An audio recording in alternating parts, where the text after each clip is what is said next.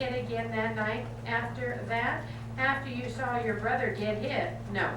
Where did you see somebody hit your brother with this tire iron? Where on your brother's body did he get hit with this? On his chest and his head. He got hit on his head? Yes. You are pointing to your left side of your head. He got hit on the left side of his head, the right side. Do you recall how the person held this crowbar when he hit your brother on the head? Was he holding it by this end or the end with the knob on it, the other end? By this end, yes. Did you see what part of the crowbar hit your brother's head? No. You didn't see whether it was this end here? No, I saw him go like this. Both hands? Yes. He hit your brother on the head with it like this? Yes.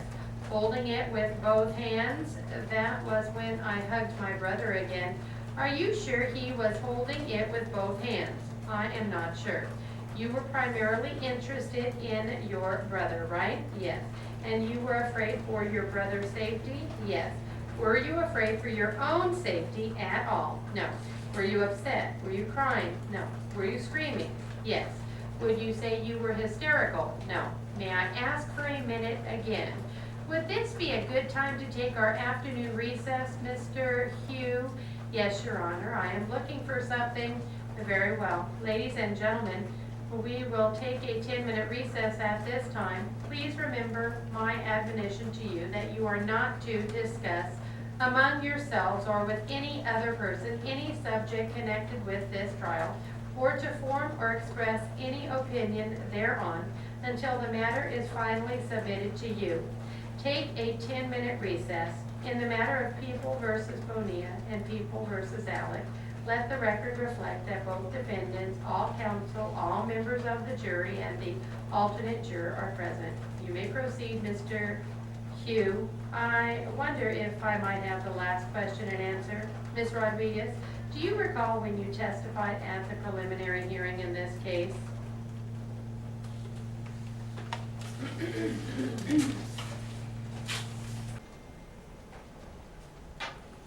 Starts with question. Our plaintiff's attorney.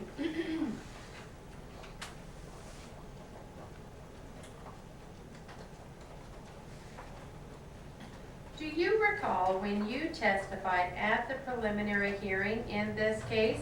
Do you recall being asked the following question and giving the following answer? And I am referring to page 38, lines 10 and 11. Question. Were you quite nervous and hysterical? Answer, yes.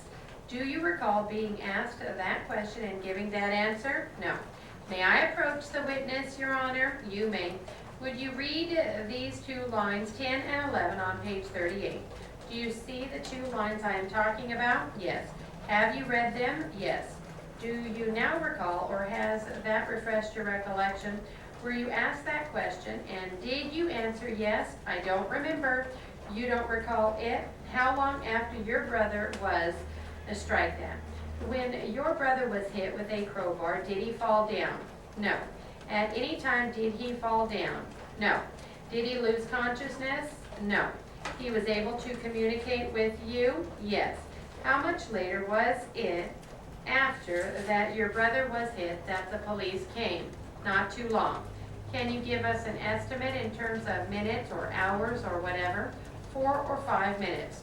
Did they come right up to you and talk to you right away? Yes. They asked you what happened? Yes. Did they ask you who did it? Yes.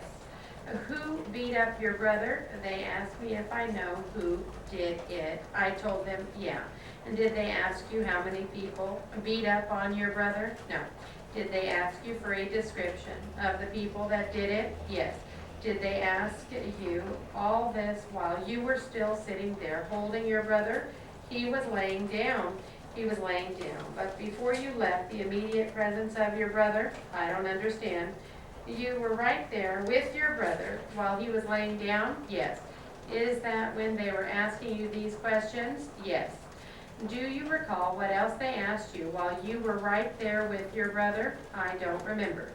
Did you stay right there with your brother until the ambulance got there? No. You left your brother laying on the ground? Yes. And you went looking for the persons who may have done it, is that right? Yes. I believe you. Well, how long did you stay there with your brother after the police got there answering their questions before you went looking for the people who did it? After the police? Yes, because when I pointed him out, my brother was in, the ambulance, so I went in the ambulance. But the police got there when you were right beside your brother, is that correct? Yes. And they asked you some questions while you were right there? Yes. Before you went looking for Mr. Alec or anybody else? Yes. How long a period of time was it from the time the police got there that you went out in the street and identified Mr. Alec? I don't remember. A couple of minutes? Yeah.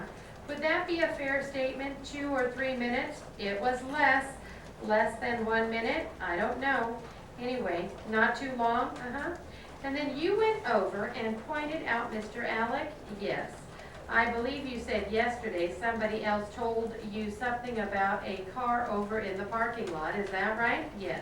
Do you recall who told you something about the car in the parking lot? My friend Bertha? No.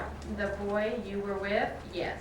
Was that the only car in that other parking lot? I don't remember. You don't remember seeing any other cars in that parking lot? No, I don't remember. You went over to the car then in which Mr. Bonilla was seated. Is that right?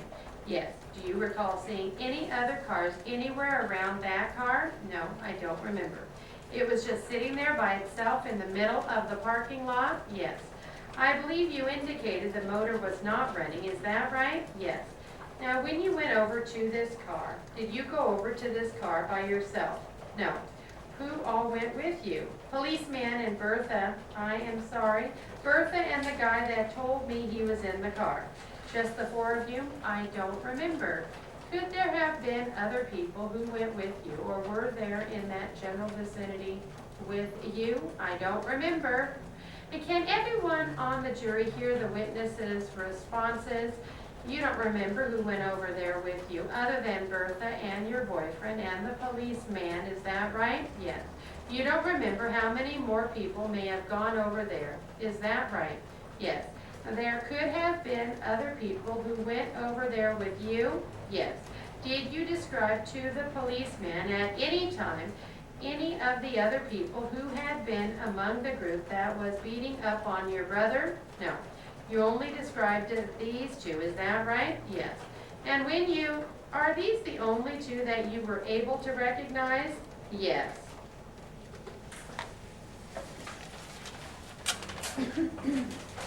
All right.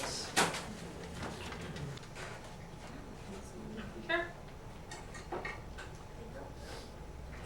Okay, this is, which one was this one? That would have been March 2005 CSR exam. Okay, and let's go ahead and identify ourselves. Okay, for defense, I will be Mr. Jackson, Jackson. I'm Mr. Boston, Boston. I am the witness. For the plaintiff, Ms. Walker, Walker. Okay, and we are starting off with margin, Mr. Jackson.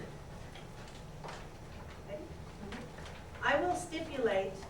I don't want to stipulate to that at this time. All right. You can just ask her if she remembers the date. If she doesn't recall, that's perhaps a matter that will have to be proved up at a subsequent time. Okay, then for the purposes of my inquiry here, ma'am, I want you to assume the relevant time period that you met my clients was May of 2003. Okay, Between the period of May and August of that year, do you remember approximately how many occasions you either spoke to or observed my clients in the office? well, I can guess a number, but I'm not positive. No, we don't want you to speculate. If you don't remember, it is perfectly all right for you to say you don't know. We just want your best estimate here today. I think I probably saw them somewhere around 5 times. Do you remember if Mr. Evans was with them on every occasion that you had contact with them? Well, he was probably in the office, but I couldn't remember if he was standing there with them or not. Objection, speculation. Join.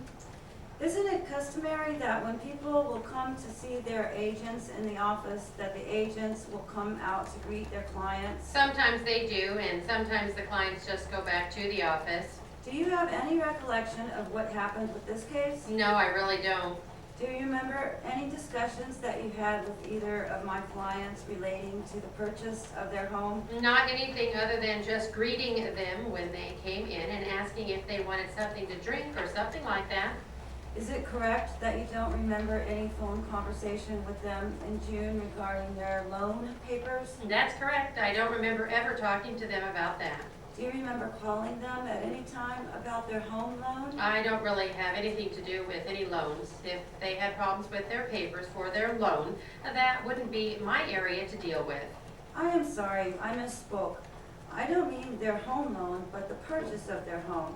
Do you have any recollection of any phone conversations with them? No, I don't. Are you testifying that no phone calls took place, or just that you don't remember having any discussions with them? I don't remember talking to them about anything that sticks out in my mind.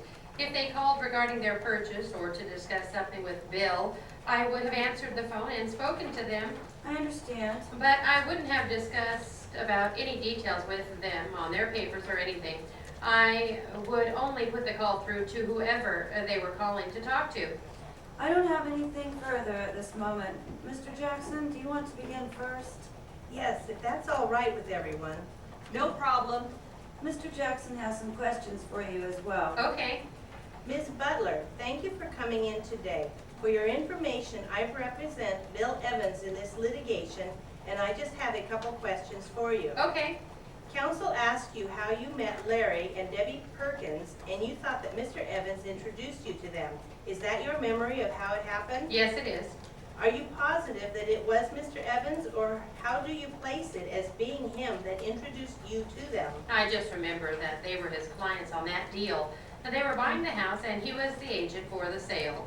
Do you remember any other agents in your office working with Bill Evans on this transaction? No, What is the standard practice in the office for the agents who work there and their caseload?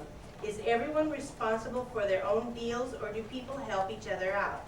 Objection. Calls for speculation and no personal knowledge. I am just asking for her opinion. Well, you asked her what the standard practice is. Also, she no longer works there, so the time frame should be clarified. During the time you worked there, did you notice if the agents only worked the cases they were assigned, or whether everyone worked all the deals? everyone had their own houses that they were selling or buying or whatever, yes. Was it a common practice that one agent might help another agent in regards to closing the deal? I don't really know what they would do as far as closing the house. I mean, if you are talking about someone dropping off papers for them or something like that, I'm sure that happened. Objection, non-responsive. Were you ever made aware that someone other than Mr. Evans was working on this particular transaction? No, not that I recall. Do you know an agent by the name of Joseph Stanton working for Gold Realty? Yes, I do. He started working there after I did. Do you know what his role or duties were at Gold Realty? He was a realtor. He sold houses and bought houses for clients. Do you remember Mr. Stanton bringing you any documents regarding the house on Maple Lane? No, I don't. I mean, he might have handed me something to mail, but I wouldn't know what's in the envelope. So you don't remember any specific event where he requested you to do something regarding that file? No. Do you ever work on files for the agents in any way? Sometimes I collect the files from the agents and get them ready for copying, but that only happened a couple times while I was working. Who would do the copying of the documents if it wasn't you? They had employees in the back that just did that. Did you ever work in that position in the office? No, I always was in the front area, like a receptionist, I guess. You were the person of the company that the public encountered initially if they came in the front door, is that correct? Yes, I suppose that would be correct. It wasn't a large area, but I was in the front. Let me ask you a question regarding the general practices of the business. When a sale would conclude and all the documents were signed, what would happen to the case file in the office? You mean when the closing documents were signed and everything? Yes, after the deal was completed and the people received the keys to their property, what would happen to the file that was maintained in the company? After all the copies were made and everything was done, and the documents would be placed in the storage room where we maintained those things. Was there a specific location in the building that held those cases? Absolutely. Did you have access to that area? Sure, everyone did. It was located next to the lunchroom, and it was a storage closet. What else was that room used for? It wasn't actually a room. It was basically like a closet. We kept the completed cases there and then some office supplies in addition. Is it your testimony today that you do not remember personally handling this file other than just regular processing in your office? Yes, that would be it. I might have been the one that put it in the storage box, but usually it is the agent when everything is done and they have whatever information out of the file that they need. Do the agents remove things from the file, or are you talking about? No, I mean, sometimes they make copies of things that they need, but they wouldn't remove anything from the file. Thank you again for your cooperation, ma'am. You are welcome. No further questions at this time. Ms. Butler, I have just a couple questions for you also. Okay. Now, during the time period that you were working at Gold Realty, were you ever instructed on how to file loan documents in the office? Well, just generally, yes. I mean, sometimes filing papers would come in for a house and I would put them in the mailbox for the agent who was handling that transaction. So you would match up the agent with the papers, is that correct? Yes, that's correct. Did you ever assign certain cases to agents, or was that beyond your responsibility? No, I didn't have anything to do with that. Let me ask you a hypothetical question. If someone walked into your office and was interested in buying a home, who would you direct them to? Well, it wasn't really that kind of business. I mean, I guess people could walk in off the street, but the people that came in were clients that had appointments or they were meeting someone. In the time period that you worked there, did you ever have anybody come in off the street and request to interview with a realtor regarding a property purchase? Not that I ever remember. If that event had occurred, what would have been the procedure? How were you to handle that situation? I would have immediately called my boss and reported to him someone was in the office who wanted to select an agent. And who was your boss? Most of the time I worked there, it would have been Ron Gates. Is that who hired you at Gold Realty? Yes, it is. I was just his secretary, I guess you could say. You were working for Mr. Gates, but you also had other responsibilities in the office dealing with the other agents? Yes, that's true. What was the job title for Mr. Gates? He was the owner of the business. Did you ever understand him to be a realtor or broker? I believe so. I mean, I know he sold houses, but he was mostly in the office and always handling the administrative stuff. Okay, when you say mostly in the office, do you mean as opposed to out showing houses to clients? Yes, he did have some clients, and he did sell some properties or purchase some houses for clients, but he mostly was in the office.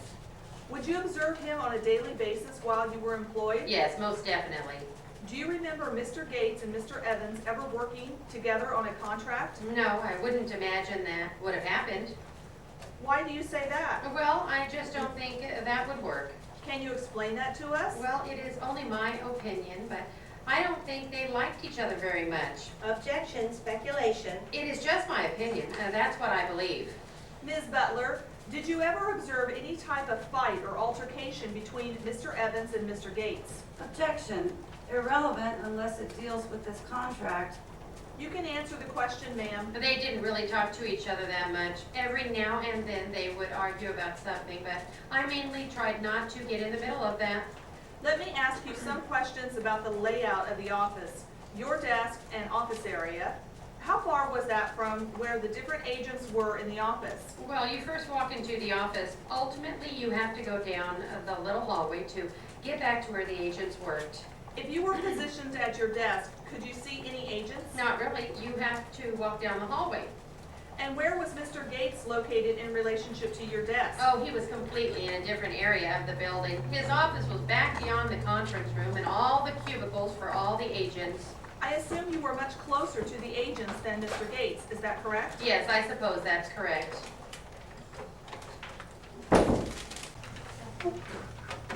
What was that first? Errs? Errs? E-R-R-S? Am I pronouncing it wrong? Air on the side of. Oh, I thought you were talking about mistakes. Okay. Errors always on the side of mercy. What makes a mistake on the side of mercy? To err is human. People Okay, more try that apt to one go again. that way. Gentlemen of the jury, you are here, as you know, trying a man of foreign nationality. I know not how in this country he might be tried, but you will try him strictly according to the law of this land, which, if it differs from the law of other civilized countries, errs always on the side of mercy. It requires more proof, it certainly gives greater advantages to an accused person, and it requires this: that in order to get a conviction, you should be satisfied of the guilt of the accused beyond a reasonable doubt. And also that the jury which tries him should be unanimous, which is not the case in many countries. Now, gentlemen, I need detain you, I think, but a comparatively short time in what I have to say. A great deal of evidence, it is true, has been given in this case, but you have heard every point put again and again, commented upon Mr. Abbott for the defense, and within the last few minutes by Mr. Moore for the prosecution, and I cannot suppose that there is any point in this case upon which you are not by this time fully informed as to what is proved and as to the argument used upon each side with regard to it. A good deal in this case is beyond dispute and is not contested. It is beyond dispute that in the very early hours of the first day of this year, somewhere around 3 o'clock probably, Leonard Bertrand was killed at a point on Chesapeake Bay upon the asphalt path close to those bushes which you have seen yourself, that his body was dragged in there and left there. That is beyond dispute. It is beyond dispute, too, that death was due to murder and to nothing else. Then, if you can ascertain who killed him, that person is guilty of the willful murder of Leonard Bertrand. There is no dispute about that. How was he killed? He had about him many, many wounds, several of which were in themselves sufficient to cause death. He had a blow upon the head, which must have felled him instantly to the ground, and which, in the opinion of those, the doctors, who saw the dead body very soon after his death, was of itself sufficient to kill. His skull was fractured in 2 places, but beyond that he had received a variety of stabs about the body from a long knife.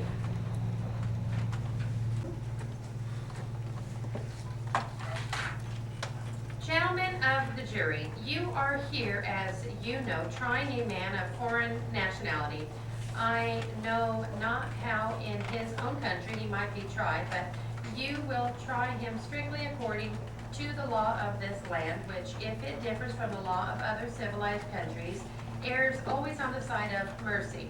It requires more proof, it certainly gives greater advantages to an accused person, and it requires this: that in order to get a conviction, you should be satisfied of the guilt of the accused beyond a reasonable doubt, and also that the jury which tries him should be unanimous, which is not the case in many countries. Now, gentlemen, I need detain you, I think, but a comparatively short time in what I have to say. A great deal of evidence, it is true, has been given in this case, but you have heard every point put again and again, commented upon by Mr. Abbott for the defense, and within the last few minutes by Mr. Moore for the prosecution. And I cannot suppose that there is any point in this case upon which you are not by this time fully informed as to what is proved and as to the argument based upon each side with regard to it. A good deal in this case is beyond dispute and is not contested. It is beyond dispute that in the very early hours of the first day of this year, somewhere about 3 o'clock probably, Leonard Bertrand was killed at a point on Chesapeake Bay upon the asphalt path close to those bushes which you have seen yourself, that his body was dragged in there and left there. That is beyond dispute. It is beyond dispute, too, that death was due to murder and to nothing else. Then, if you can ascertain who killed him, that person is guilty of the willful murder of Leonard Bertrand. There is no dispute about that. How was he killed? He had about him many, many wounds, several of which were in themselves sufficient to cause death. He had a blow upon the head which must have felled him instantly to the ground, and which, in the opinion of those, the doctors, who saw the dead body very soon after his death, was of itself sufficient to kill. His skull was fractured in 2 places, but beyond that, he had received a variety of stabs about the body from a long knife.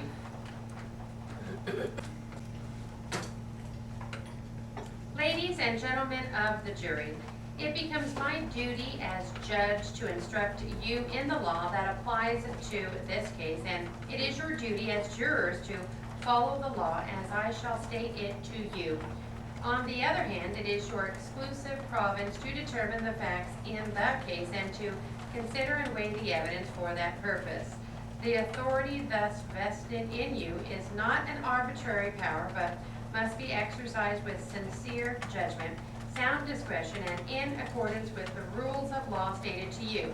If in these instructions any rule, direction, or idea be stated in varying ways, no emphasis thereon is intended by me, and none must be inferred by you. For that reason, you are not to single out any certain sentence or any individual point or instruction and ignore the others, but you are to consider all the instructions as a whole, and to regard each in the light of all the others. The order in which the instructions are given has no significance as to their relative importance. At times throughout the trial, the court has been called upon to pass on the question whether or not certain offered evidence might properly be admitted. You are not to be concerned with the reasons for such rulings, but you are not to draw any inference from them. Whether offered evidence is admissible is purely a question of law. In admitting evidence to which an objection is made, the court does not determine what weight should be given such evidence, nor does it pass on the credibility of the witness. As to any offer of evidence that has been rejected by the court, you must not consider the same as to any question to which an objection was sustained. You must not conjecture as to what the answer might have been, or as to the reason for the objection, nor may you draw any inference from the question itself. You must weigh and consider this case without regard to sympathy, prejudice, or passion for or against either party. You will not permit yourself to be influenced by any such suggestion. I have not expressed nor intended to express, nor have I intended to intimate any opinion. Trial to begin.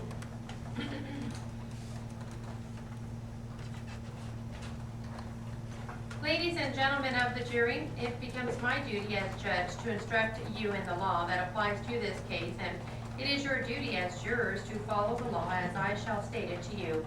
On the other hand, it is your exclusive province to determine the facts in the case and to consider and weigh the evidence for that purpose. The authority thus vested in you is not an arbitrary power, but must be exercised with sincere judgment, sound discretion, and in accordance with the rules of law stated to you. If in these instructions any rule, direction, or idea be stated in varying ways, no emphasis thereon is intended by me, and none must be inferred by you. For that reason, you are not to single out any certain sentence or any individual point or instruction and ignore the others, but you are to consider all the instructions as a whole and to regard each in the light of all the others. The order in which the instructions are given has no significance as